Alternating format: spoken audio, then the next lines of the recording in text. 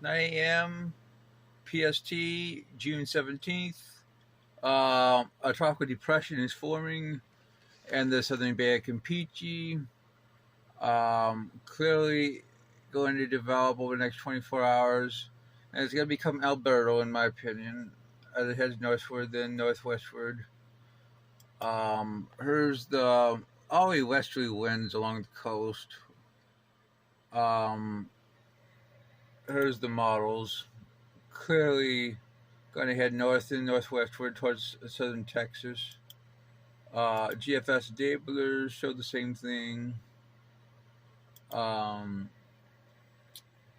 intensity models show 40 to 45 knots.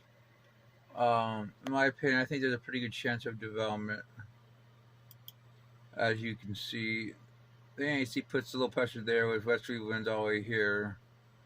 Uh, we'll see. I mean, I think 45 knots for southern Texas is pretty likely with this system. And this is what the NAC says. Very good chance of development. We got another system in the southwest Atlantic has a 1030, and models have been showing development for that system, but we will see.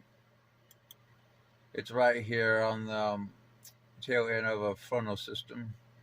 Should move west and west-west into Florida during the next 3 to 5 days. We'll have to see how that evolves, but well, that is something for the future. We got a system in the eastern Pacific. It shouldn't develop. Only had like a 30%. It's on the coastline of South America and should remain really close.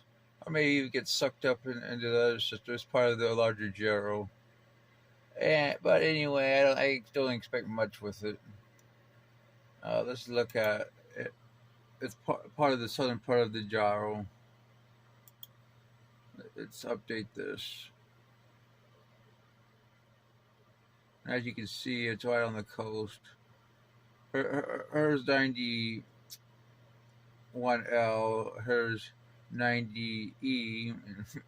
I mean, it's mid June for fuck's sake, but I don't really expect any tropical cyclone activity over the next 10 days in each Pacific. So we're getting in the top 10 latest formations for the East Pacific.